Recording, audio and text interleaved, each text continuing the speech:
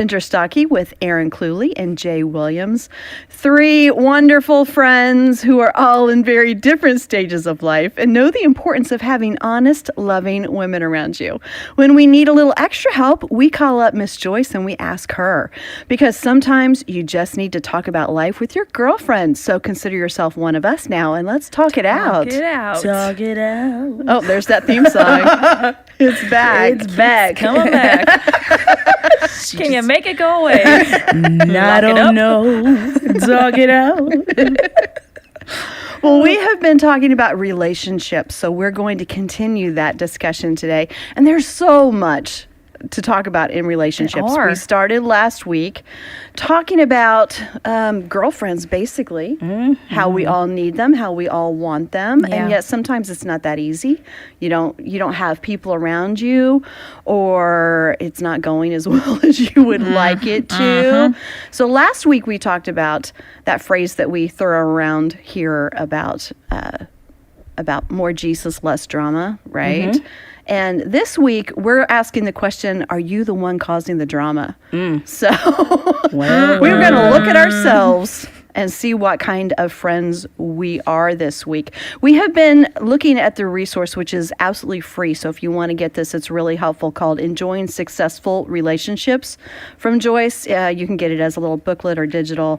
You can find it at joycemeyer.org/talkitout. And it's really good. So that's what we're continuing to talk about today. Yeah, it's a really helpful little booklet too. I've been reading through it and I'm like, oh, these little nuggets are so good. So make sure you download it because it's fun. It actually does like what we're talking about today with checking out how we are as friends. It's going to be fun. Yeah. It's going to be, sometimes it's a little difficult to think of yourself as like, the reason why a friendship doesn't work out, because you always want to point the finger at someone else. But that's so true.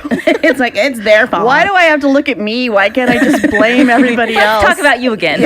I'm way more comfortable with that. You tore up our friendship, not me. Yeah. And we also have a guest with us today who we're excited for you to meet, because we told you a long time ago, back in season 1, that we really are 4 friends. Yes. Not just 3 friends. Yeah. And one of our friends, Megan, moved away not long ago. Yeah. And abandoned us. We missed She her. left us. Exactly. So single girls, be listening, because Megan is our single friend and she's going to have a lot to say about this. She's going to have so much wisdom to shed and story. I heard she had a good story to tell us too. Yeah, because we're going to transition from just friendships into men and dating, and next time we'll talk about marriage. So yeah, good stuff. So do any of you have any examples of friendships that have been trying for you? Or you want me to go first? You're both looking at me like... Because I don't want to be the first to say this group. No, I'm just joking. I know. How do I say it? How do Their names rhyme with Ginger and Pay. You're not very good at rhyming. That was not my strength in school. With the rhyme. Yeah, you go first this time. Well, I used to have this friend that I would put in air quotes. Oh my God. I Every had time you this said friend, you put it... She would say the nicest things, but always follow them up with a but. So Oh, that's terrible. she would say things like, "Oh, that is the cutest outfit, but those shoes." Oh. Or really? You look really nice today, but let's do something with your hair. Yeah. And so She can't just give a That's compliment. awful. no, it just wasn't possible for her. And so for a long time, I'd laugh because it was kind of funny. And then after a while, you start to think, well, can't you just say something nice and stop? And then after a while, because this is the way I get, I'm like, bring it on. Say what you want. I can take it. And so that was one of those friendships that you don't want to call it a friendship and then sneer every time you're going to be with that person. Yeah. No. Wow. So not worth that your was a little time. bit of a tough one. Yeah, Yeah. for sure. Had to adjust. Aaron. I have one. Yeah. I'll probably cry. It's going to make Ira, our producer, so happy. He likes it when we Mostly cry. because it's his fault. Oh. So I had this realization yesterday. He came by my office and just gave me some encouragement. And so I was processing this encouragement when I got home last night and was realizing that a lot of times I think in friendships, even with the two of you, just to be super honest, I am afraid to be too vulnerable with friends and often feel like I'm the weaker link, like the weakest link. And so I was... No way. Well, let me tell you more. I'm not stopping you. I want you to say what you need Friend. to say. Stop What kind talking, of friend is friend. that? That is totally wrong what you're saying. I'm just making faces like, no way. And your eyes are getting real squinty at me. Yeah. I was realizing just last week I had this thought that like I am the weak friend of the three of us, and I don't even deserve to be sitting here with the two of them because they're brilliant and beautiful and funny, and what do I have to offer these friends? So I seen myself like that causes me to pull back and not want to be as honest or as I know I'm confident in myself. However, I can see that those things come up sometimes. So with friendships like the two of you, I'm not good enough to be your friend, so I'll just kind of pull back. Oh my goodness. Well, okay, first of all, thank you. Seriously, thank you for sharing that, because I think every one of us feels that way. Yeah. I think we can all look at each other and say, you guys are both amazing. Joyce is obviously incredible. How can I be even connected? Even all of our friends that are listening, everybody just has so much to offer. And when I compare myself to anyone, I can say that. Yeah. So. Yeah. You are the person that keeps this friendship even kind of, you're like the heartbeat to it. You keep the party going. You always making sure that we're all staying connected, because both Ginger and I do have a tendency to kind of just like, well, I haven't heard from them. It's all good. And we just keep going with life. But you always are like, so guys, when are we doing something? Where are you? You are our glue. And so I love you so much. And you have so much to offer. I think you're brilliant. I think you're a creative genius. Honestly, I think you're really, really bright. And you have such an amazing gift of encouraging. So when I'm around you, I always feel better. I literally can walk around you and you find something nice to say about everybody. That's genuinely who you are. And so I feel better because you're my friend. I need you in my life. And I think everyone listening can hear that. Yeah. The things that you've been able to share on the podcast have been so authentic and so real and from your heart. And I think that's not only impacting Jay and me, but all of the other friends who are out there listening with us right now. That's and really nice. One of the reasons I love you so much is just because there is so much good and talent and love in you. It just exudes. It just overflows everywhere. And so, anyway. That's nice. I think while I was thinking about this, because I'm probably not the only one who has experienced this. Our friends listening are probably get it. That it is hard to be vulnerable sometimes in your relationships because you compare. When you get close to someone, there's that comparison or trying to figure out like what your footing is and where you fit into a relationship. And the enemy doesn't want us to have close friends because when you in our relationships, for example, with each other, we encourage and strengthen each other because we're pushing each other towards Jesus and we're building each other up. Well, the devil's not going to like that. Right. So he's going to mess with us. Yeah, and definitely. So just to get in there. So I think it's important. And what you're doing here on the podcast, too. Yeah. Yeah. He is not going to like what you're sharing here because it's helping a lot of people. Yeah. And let's be real. We're not the easiest people sometimes. No. You and Ginger? You and Jay? I know I'm not. We're kind of strong women, and you are too, Erin. And so for all of us to be in this together, I think it's just a God thing. It's just kind of nothing short of a miracle. Exactly. Yeah. Exactly. And I've had people that ask, like, how are y'all so vulnerable on this podcast? Yeah.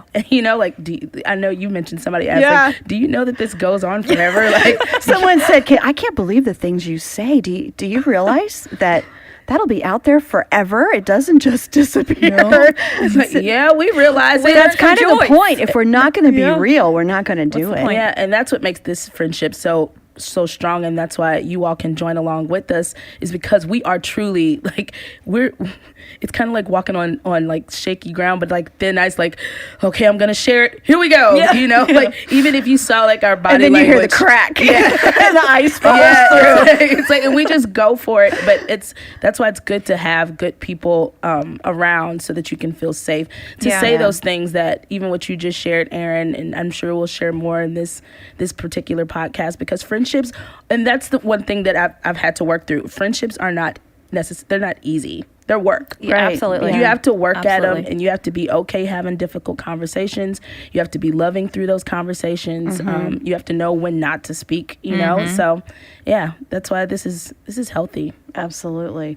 Well, whether it's with friends or spouses or coworkers, family members, someone you're dating, whoever it is, we all have problems with people and our relationships from time to time. But how do you deal with those issues?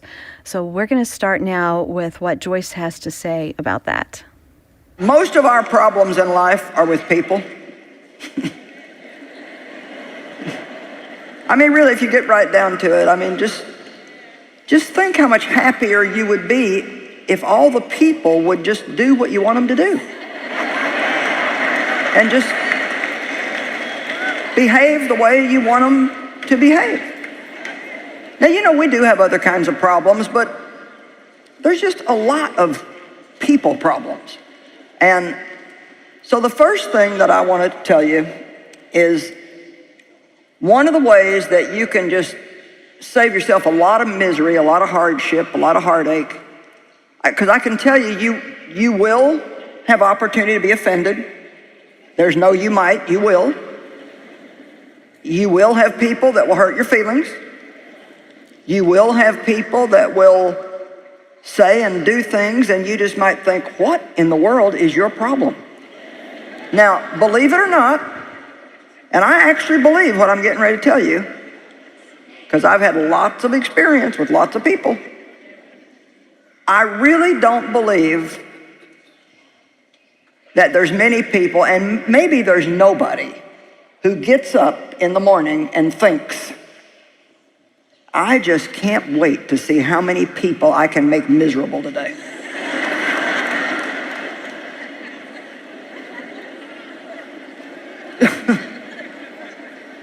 I mean, I just don't think that people do that.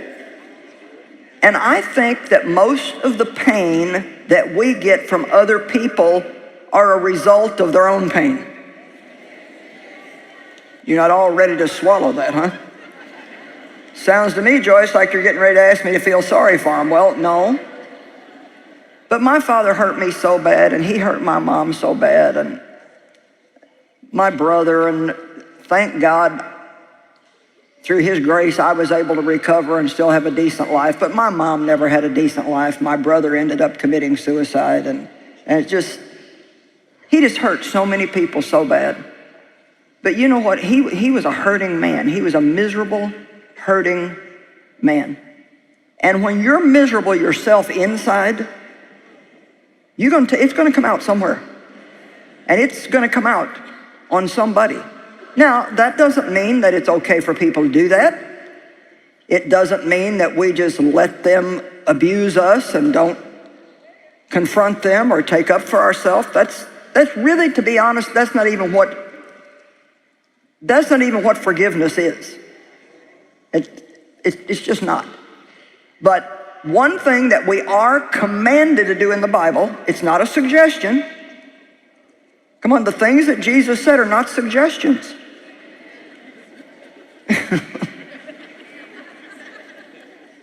They're commandments. And not all of them are things that will keep us out of heaven if we don't obey them, because we're saved by grace through faith. But the things that God tells us to do, every single one of them are something for our benefit. Come on now. Every single thing that God tells us to do, he's not trying to make it hard on us. He's not trying to give us impossible things to do. Which most people would tell you that one of the hardest things that they ever have to do is forgive somebody who really hurt them really bad. Amen? And we just think it's not fair, and how could God ask us to do that, and on and on and on. But he's really trying to help us by doing that. And so, since we have all these people in the world, and we've already established that they're not all going to be nice to us, and then we see that there's a command that we have to love them. Now, I wish that the Bible said, love the people that are lovable. But it doesn't. We have to somehow learn how to love people that are very difficult to love. I love what she said. I wish the Bible said love the lovable. I know. Isn't there a version that says that? I wish it was. The New Standard J version, yes, that's what it would say. Yes. I'm really good at loving easy people. I rock at that. Yeah. It's the ones that aren't so easy that cause a little difficulty for me. Well, that line that she said that of course we've heard from her many, many times, but it's so important to remember is that usually you're hurt because of the hurt in someone else. Right. Yeah. That's where it comes out. Yeah. And I've had a relationship in my life that I have really seen turn around through remembering that, because it's been hard, and the things that are said or the things that are done, and they hurt you. You know, they kind of cut to your core, and then you begin to think about the motive, because I think motives are so much more important than what actually happens. Sure. Sometimes the motive, if it's not specifically to hurt, if I can get to that point that I realize that and let go of that hurt, and that forgive thing that Joyce is talking about is really important. But I've had a relationship like that for years and years and years, and it hasn't changed. And I prayed and prayed, and it hasn't changed. But I had to change. Yeah. My shifting my perspective of our relationship and not being offended, telling myself, I'm going to be unoffendable. I'm going to be unoffendable. Yeah. And I'm not going to pass it along to someone else either, you know? Yeah. Those two things have really helped our relationships. It's much stronger. It's amazing how when you can shift your mindset, Yeah. it is what it is. Yeah, right. But then it doesn't affect you so much. It won't destroy your day because Yeah. your perspective's That's different. the key. Yeah. Is how am I going to respond? I can't change how they're going to act. Yeah. And that's what's helped me establish relationships now. I had to do this recently where a friend was just like, she's like, I don't trust you. And it was just based off of just false stuff that wasn't really me. And I knew at that moment, because my flesh wanted to say like, but that's not true. That's not that. I didn't. And then the Spirit just calmed me down and was just like, it's okay. Yeah. It's not your job to change her mind about you. Oh, that's important. Like, yeah. He's just like, it's not. And then finally at the end of the conversation, I just said, you know what? I just don't believe we'll be friends. I love you, but I understand that everybody's not going to be my friend, and that's okay. Yeah. I still love you. We can still, see each other, be cordial when we see each other, but it's okay. Yeah. I still love you. And there are people who are listening, and I know I'm one of them, that have had some major betrayals of friends. Yeah. And it's so hard to get through. I mean, it hurts, and it's hard to understand why it happened. But to get to that point where you forgive is the really important thing, because if I hold on to it, I'm hurting myself. Yeah. If I can forgive and do what you said, Jay, I understand that we're not going to be friends at this point, but I'm not going to hold this as bitterness. I'm not going to hold this against you, and see what God does with it from there. Yeah, and it's still something I'm working through, because I literally have to keep saying, like, if Jesus can say, forgive them for they know not what they do, forgive them for they know not what they do. Like, if he can do that, I can do that. I have a hard time saying goodbye to relationships just because as you grow in life, you can't keep all the friends you've ever had. It's just you grow apart, and there's a lot. It's too much. It's too many things. But like the guilt of letting go of one, like saying I couldn't make that one work any longer, makes me almost feel like I failed because I couldn't keep them all my little fishy little friends chickens together. Yeah, Fishy friends. my fishy friends. Your fishy friends. Like not what we're I all meant. little guppies in your bowl of life. I I give you all of my pot, my friend pot. It is hard. It's hard to keep up with friends, and it's interesting when you move or when you have major life transitions, what relationships you stay close to and what ones you don't. It is not always what you think. No, it's not. No, and it's hard to know how to navigate that. Yeah. So you take on a little guilt with that sometimes? I do. Is it because you feel like you're responsible for everyone's friendship? I do, but yet I'm not really good at like long distance friendships, for example, because I don't want to talk on the phone and it's just so much work. However, I do feel responsible, and if it doesn't work, then I failed that situation. Yeah. I had a friend when I moved away from Ohio to Missouri to work with the ministry. I had a really good friend, and she said, "I'm just going to be honest with you. I am not good at staying in touch. So I've loved being your friend, but we're probably not going to be friends anymore." But did that relieve some pressure off of you? It did. Like, she's absolutely right. It's like, cool. That's what we'll do. But she was a good friend, but she understood the way, that she responds to people. And I respected that. Yeah. And I know if I needed her or she needed me, we'd be good, but I haven't talked to her in years. And are you okay with it? Well, yeah. I'm sure she's great. Yeah, because I still love her. Yeah. Yeah. It's just really interesting. I think I'm fine. Let us know. Well, I can't even imagine some of the hard things that people go through with friendships and how much it hurts them. And then they build up walls and other people can't get in to be friends, So that big question that we were talking about earlier is looking at yourself and asking those questions instead of what other people do to you. Yeah. It's those questions of, am I a good friend? Do we ever stop and look at ourselves for the source of the problem? Joyce is going to encourage us to do that in her special way. Okay, so now I got a question to put out to you. Because God's asking me this, so I'll just share with you. Are the people that you're having a hard time loving, are they really that bad? Or are you just maybe a little too picky?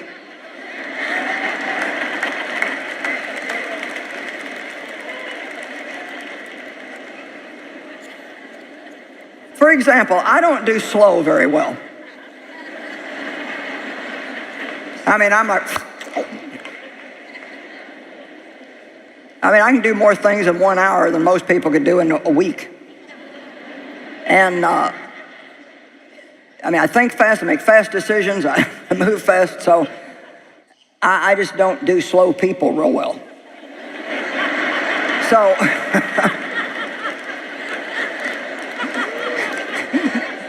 never mind, they're, usually not a lot nicer than me.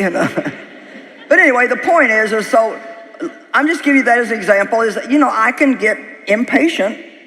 And it's not, I got some self-control now. I don't just rail all over everybody, but inside I'm like, how many in the building have at least learned to keep it inside?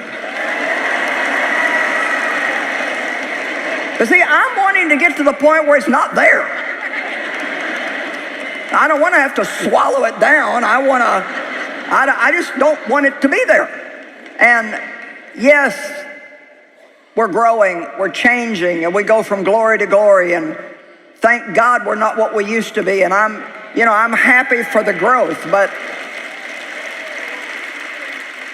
so really I have to ask myself, well, is there something wrong with them because they're moving slower?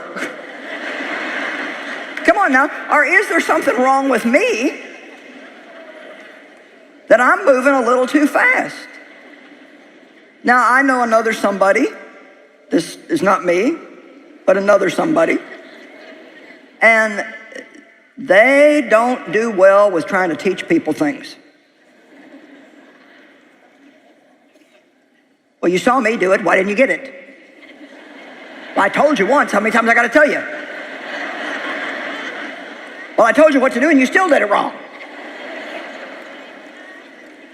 And so this person is just not a very good teacher because Now here it comes. They expect everybody to learn as fast as they do.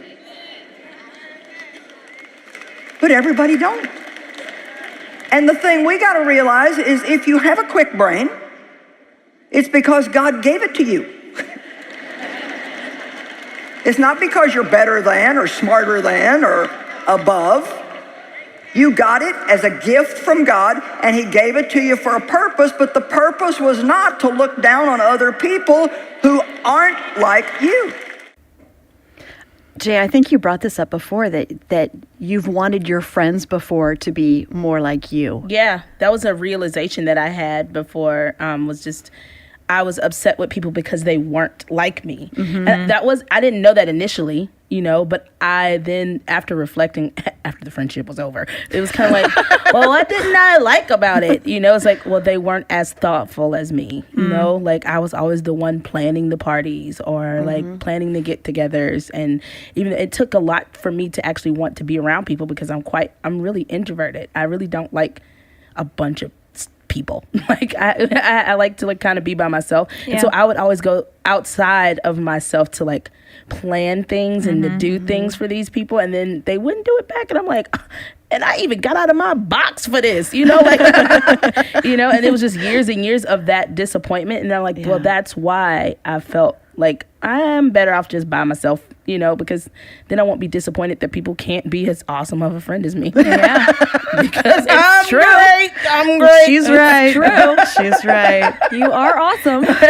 Yeah, not that awesome though. It's really a good point. We do want people to respond the way that we would. That's how we understand life. Yeah. Mm-hmm. So we want them to act the way we would act, or we'd want them to act. Mm-hmm. And we're all so very different. It's true. When you get married, you talk about like how your differences work together. You talk about the 5 love languages for your spouse and all that, but you rarely talk about that in your friendships. Mm-hmm. And so it's the same kind of thing. Yeah. Like you need different things than I need, but I can't just do what works for me for you. That's not the way friends work. Well, and talking about everybody being different and not wanting the same thing, we told you earlier about our friend Megan. And Megan is the sweetest, just funny and soft-spoken, and her personality fits in, I think, so well with ours because she's very different. Yes. Don't you think so? Oh, she is. She's such a good balance. She is. For us. And we need that. We do. We definitely need Megan in our life. So we're going to call Megan, and like we told you, she is our single friend who always has great input on everything. And so we're going to call Megan and ask her about this relationship question.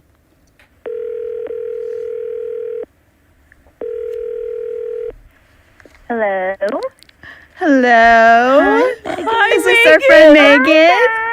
Hi. Erin was just saying. I'm glad to hear your voice. We're glad to hear yours. I just can't. Erin was just saying when she talks to Megan, her voice gets higher and higher because she's so excited. Hi, Megan. I love you. Well, mine doesn't. Hey, Megan. Hey, Megan. What's up? What's up? Well, Megan, we're talking about friendships, like and we were just talking about how much we need you in our lives, and you're just such a wonderful balance for all of us, and we love you, and we think you're wonderful. But, that aside. Let's talk about the real stuff. I want to know, from your perspective, when you look at relationships with girlfriends, as a single girl, how important is that as a single woman to have people around you that you can trust and depend on? Next to God, it's probably the most important thing. And I could go on and on about just the 3 of you, but like he's blessed me with such great friendships that have been there for me through so much. I mean, I've moved across the country.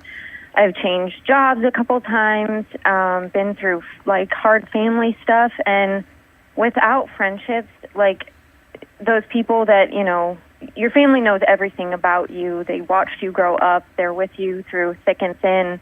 But friendships that like you choose to have in your life and they choose you to have in their life, like, it just goes without saying how important that is, that you can lean on them and choose them day after day to be there for you. I love that. Me too. We haven't talked about that there's something really wonderful in being chosen by someone else. Yeah.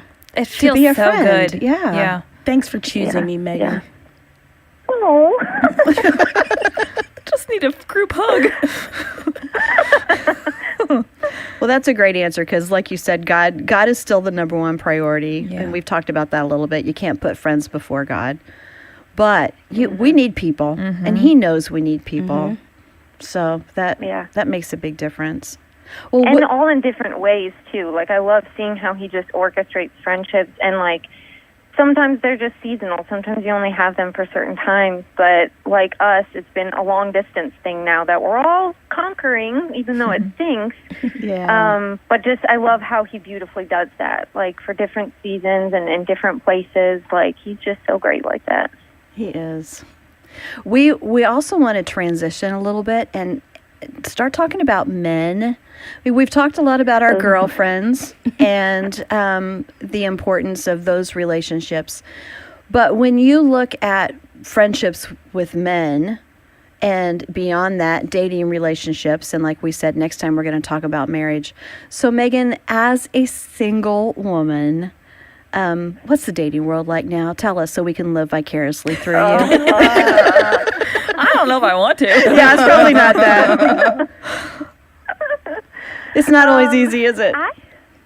No. I would say it's really challenging. I mean, I only know it for what it is right now, but I think social media and movies and television, like, it can make it really hard to have, like, an authentic, like, relationship with a guy, and even sometimes just a friendship, because there's that stigma of, oh, if you're married or if you're friends with a married guy, there's obviously something going on there. Not necessarily. I mean, don't get me wrong, sometimes things happen, but, like, based on things that I've seen and social media and just different friendships and everything, like, it can be really hard, like, just to be friends with a guy, and even if they are single too, like,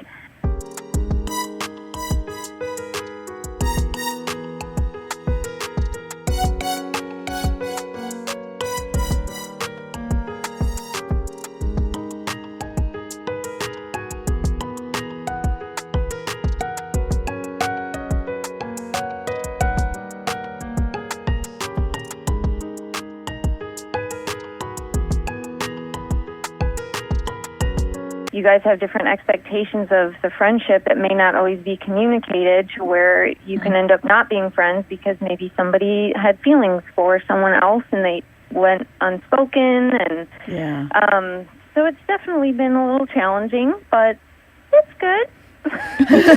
She's so optimistic. I wonder, Megan, do you feel like it's true that some of that is more difficult when it comes to Christian single men and single women? Like, there's some expectations put on you by, I say the church, quote unquote the church, but where it's just a little bit more challenging, whereas maybe that's not the case if you don't both know the Lord. Obviously, you should. It's not my point. Yeah. Like all Christians are moving toward marriage only? Yes. Yeah. Like, maybe Christians should only be looking to get married. You can't just be friends with the opposite sex. Yeah. Yeah. Yeah. I think so.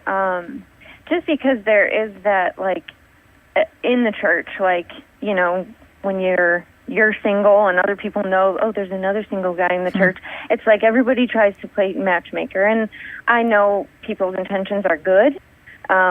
They get excited about love, and they know two single people, and they want to piece them together. And like, you're the only two in the world.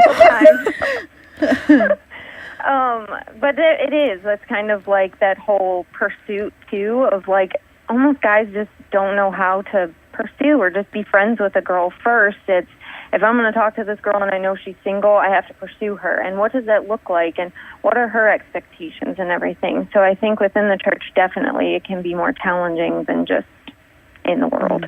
Yeah. How's that pressure kind of build up for you? Well, I know that you've had experiences where maybe you thought a relationship was going well and then it didn't, or other people put pressure on you. Does that release valve ever just kind of go off and you lose it? I don't know if I've shared this with many people at all. I've been talking to a guy, kind of like on and off dating, just getting to know each other. We'd gone out a couple times, and my mom and my aunt were coming to visit, and he knew that they were coming. And this was like at a point in my life where I was just super insecure, and kind of like that, I put all my eggs in one basket. I was just expecting things to work out with this guy because I'd heard good things about him, and that weekend came, and I didn't hear from him at all. And that wasn't, like, new to me, that it was kind of like that. Like, I'd hear from him, we'd go out on a date, wouldn't hear from him for a while. So the weekend came, he knew, like, my mom and my aunt were coming, and didn't hear from him at all. And we were shopping, we were in TJ Maxx, and my mom was like, I was really hoping to meet that guy. It sounds like you're starting to like him. And I just started bawling. Like, we're in the main aisle, and I just lost it. And, like, you guys know me. I do not like attention on me. No. And I'm also not a quiet crier. So I'm, like, hands in the face, like, crying. And my aunt turns around, and she's like, what did you say? And so they both are like, what's wrong? And I said something along the lines of, like, why is it that no guy wants me? Or what is it about me that, like, no guy will commit to? And it was a turning point for me because, like, my mom got tears in her eyes.